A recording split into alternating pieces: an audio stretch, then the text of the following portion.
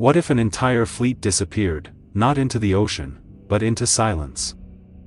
In 1845, two of the most advanced ships the British Empire had ever built sailed into the Arctic to complete a mission of glory. But they never returned. No distress call. No survivors. Just a trail of graves, bones, and a name whispered through time: Franklin. What happened out there in the cold?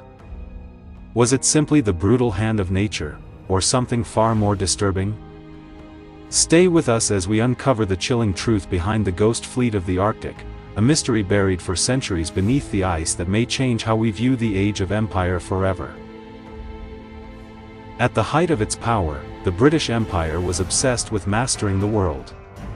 Every unclaimed frontier was a mark of imperial pride, and no frontier was more tantalizing, or more treacherous, than the Northwest Passage.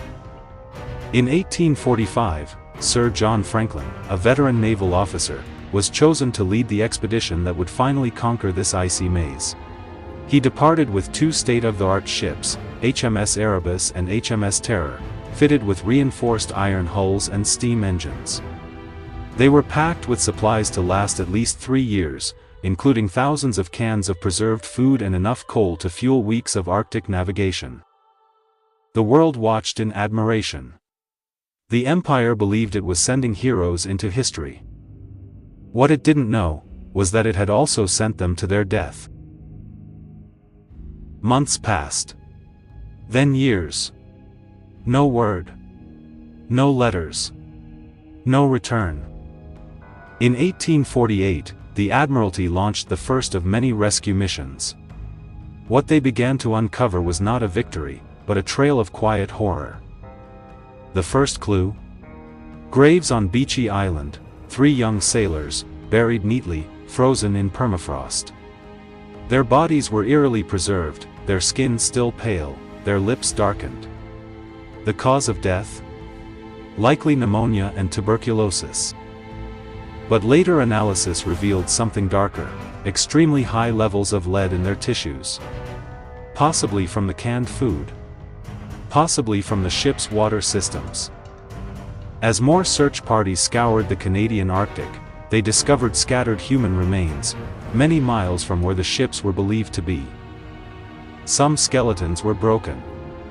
Some had knife marks. Bones were cracked open, marrow scraped clean. The implication was impossible to ignore. Cannibalism, but this was just the beginning. Official reports downplayed it.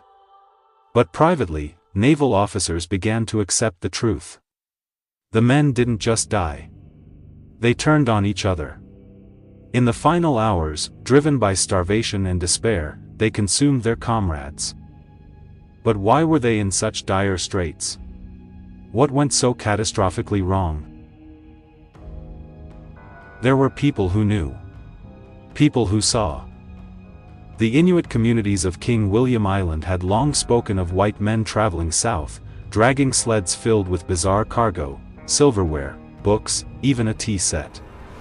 They told of ships caught in the ice, of men falling one by one, of a final camp littered with corpses.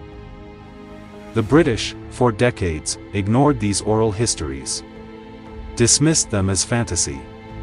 But in the end, they were the most accurate record of what happened. And yet the ships themselves remained lost. Until the ice began to whisper again.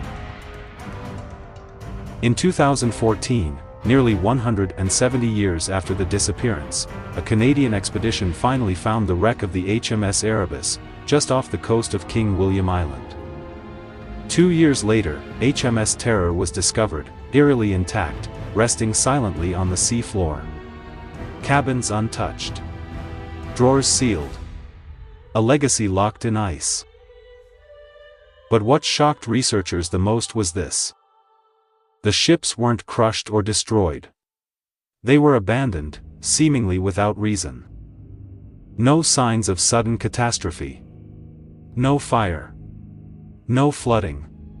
Just a calm retreat into the most unforgiving terrain on Earth. Why would men leave shelter and provisions? To walk into certain death? Autopsies on recovered bodies confirmed more than just lead poisoning. They showed malnutrition, scurvy, and worsening physical decline. But they also revealed something else: a lack of coordination, confusion, signs of neurological breakdown, possibly from contaminated food or water systems. The very supplies meant to keep them alive may have slowly poisoned them. But here's the haunting question: did Franklin's command know? Did they understand what was happening and press on anyway? And when leadership collapsed, what happened to order, to morality, to sanity? Franklin's lost expedition is more than a story of ships and sailors. It's a reflection of the dark cost of imperial ambition. It reminds us how empires bury their failures, and how history, told by the powerful, often silences those who try to speak the truth. Today, as the Arctic melts and the wrecks continue to give up their secrets, the ghosts of the Erebus and Terror haunt more than just the sea floor. They haunt how we remember the past. If the ice kept this mystery sealed for nearly 2 centuries, what else does it still hold? What truths are locked beneath the frozen veil of history? The Franklin expedition was meant to be a triumph. Instead, it became a tragedy and a warning. About arrogance. About the cost of exploration. And about how far we'll go to hide failure. What do you think truly happened to the Ghost Fleet? Drop your theories in the comments below. Was it leadership failure, poisoning, madness, or something else entirely?